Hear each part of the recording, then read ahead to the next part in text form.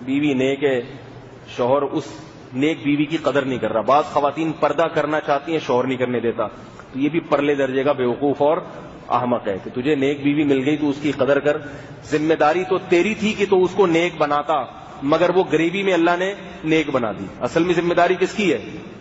گھر کے مرد کی ذمہ داری ہے کہ عورتوں کی کو دین کی طرف لائے. لیکن بعض دفعہ بہن بھائی کی دعوت کے بغیر خود دیندار بن جاتی ہے، بیوی شوہر کے بغیر خود دیندار بن جاتی ہے. تو ایسے شوہر کو تو اس کے پاؤں دھو کے پینا چاہیے کہ میری ذمہ داری تھی لیکن اللہ نے غریبی میں کام کروا دیا، فری میں جو ہے نا میری ذمہ داری. لیکن وہ قدر کرنے کے بجائے الٹا تانے دینا شروع کر دیتا ہے، تو وہ بھی جائے گا جہنم میں. یہ نیک بیوی جا رہی ہوگی جنت میں اور یہ کہاں جا رہا ہوگا؟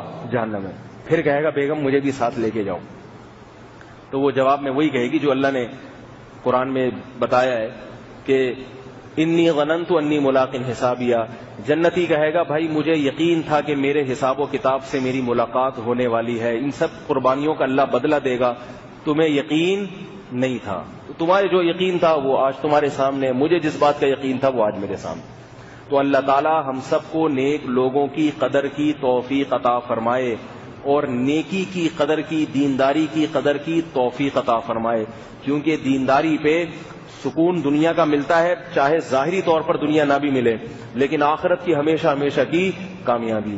اور اگر ماحول کو لے کے چلو گے، سب جہیز لے رہے ہیں، سب بارات لے رہے ہیں، سب بے پردہ گھوم رہی ہیں، سب ٹی وی دیکھ رہے ہیں، سب فلمیں دیکھ رہے ہیں، تو میں نے دیکھ لیا تو کیا ہو گیا؟ تو ٹھیک ہے، جب سب جہنم میں جا رہے ہوں گے تو آپ بھی چلے جانا. پھر وہاں یہ نہیں کہہ رہے اللہ یہ سب جہنم میں جا رہے ہیں تو میں جنت میں جاؤں. اللہ کہیں گے جب سب جہنم میں جا رہے ہیں تو تم بھی جہنم میں جاؤ ان کے ساتھ.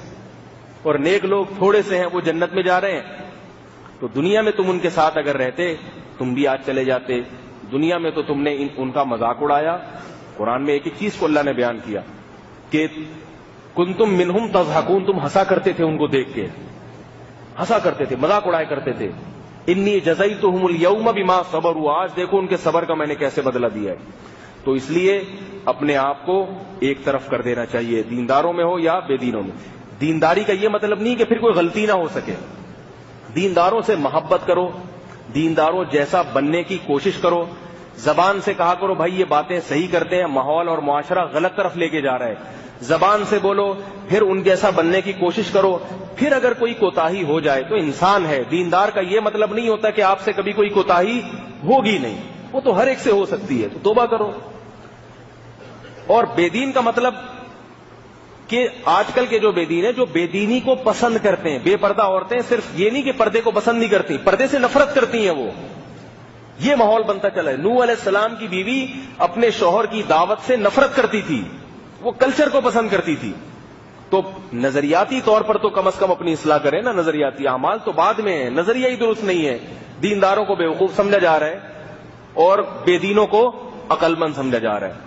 آپ اگر خدا نخواستہ موسیٰ علیہ السلام کے دور میں ہوتے تو پھر تو حضرت موسیٰ اور ان کے ماننے والوں کو معاذ اللہ بیوقوف سمجھتے اور فرعون کو کیا سمجھتے؟ عقل مند. کیونکہ دنیا تو فرعون کے پاس تھی، حکومت بھی اس کے پاس، پیسہ بھی اس کے پاس، جو چاہتا کر گزرتا. موسیٰ علیہ السلام تو بیچارے غریب تھے، مسکین تھے، غلام قوم میں پیدا کیا اللہ نے ان کو. تو اسی طرح جیسے اس دور میں حقیقت میں کامیاب موسیٰ علیہ السلام تھے، حالانکہ ان کو چاہنے والے کم تھے، تو اس دور میں بھی حقیقت میں کامیاب وہی ہوں گے جو دین پر چلنے کی کوشش کرتے ہیں، چاہے وہ تھوڑے ہی کیوں نہ ہو. اللہ تعالیٰ سمجھنے کی، عمل کرنے کی توفیق عطا فرمائے. سبحانک اللہم و بحمدک، نشہد ان لا الہ الا انت، نستغفرک و نتوب الیک. پرچہ دیا